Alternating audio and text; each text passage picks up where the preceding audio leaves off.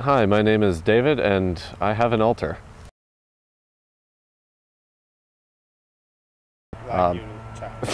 My childhood. I didn't have a bad childhood. It was a good childhood. I played with all the neighborhood kids, and my parents were there except when they were working. So I can't say I had a bad childhood. I did have.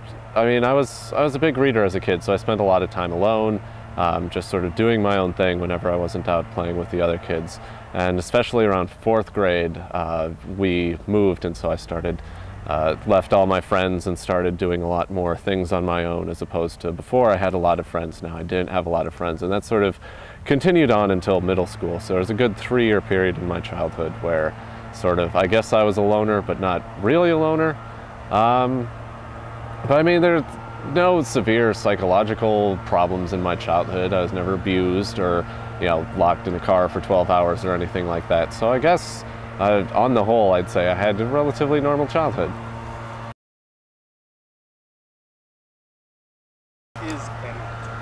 What is an alter? I mean, that's a hard question to answer because I think everyone sort of has their own definition of what an alter is. But for myself, what an alter is basically just a very defined part of my personality that sort of is different from the other parts of my personality, and when I'm in that state of that personality, whether it be extremely happy or extremely angry or things like that, it's more like I've slipped into being someone else than that I'm still who I was before I sort of entered this alternate state.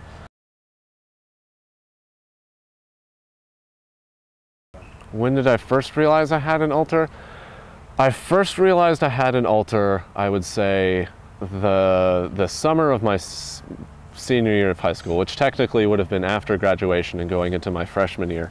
But that was right around when I started taking really long walks, and I took these walks so that I could sort of clear my head. And what I realized was that on my walks, I started having conversations. And of course they say, oh, you're crazy if you talk to yourself. Well, I'm pretty sure most people talk to themselves at some point in their lives. And maybe they say you're crazy if you respond to yourself, but it really wasn't responding so much as having a dialogue. It wasn't that I was having someone say, go out and do this, go murder your 5th child or something like that. It was very just, I had a question. I was in a relationship at the time and I was trying to figure out, should I continue in this relationship? And Daedric would come in, well, are you happy in the relationship? He'd go, well, I'm happy during these times. And he'd go, if you're happy during these times, and so forth and so forth. And so from there, I sort of had a good grasp on something was different. And I didn't fully accept it was an alter until about a year and a half later. I finally could sit down and accurately say, this is something that is different. This is something that is both part of me and is not a part of me.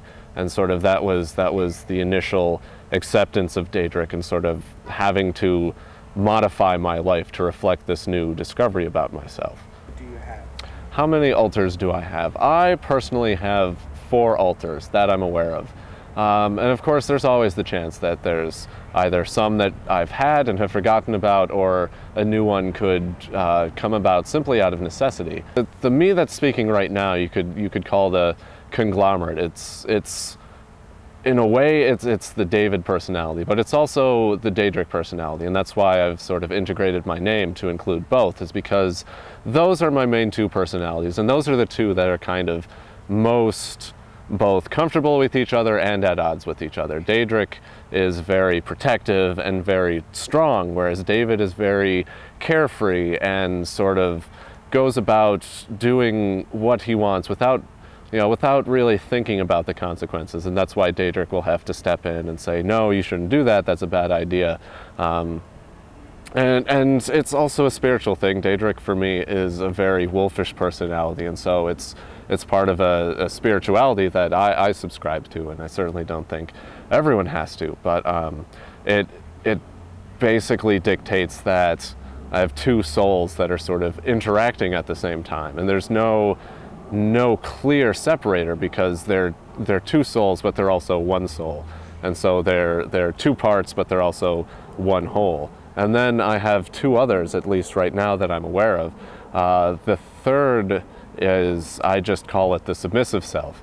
And it's exactly what it sounds like.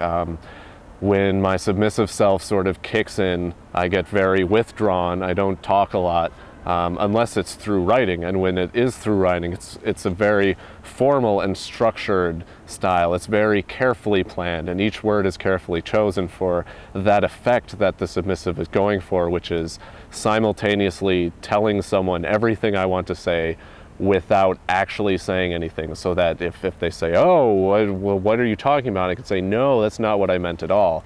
And so the submissive is very much about not getting into any sort of trouble whatsoever, completely avoiding making any decisions. And then the fourth, which I had actually forgotten about until this year because I'd sort of changed my life and gotten out of a really rough spot, I just call it apathy.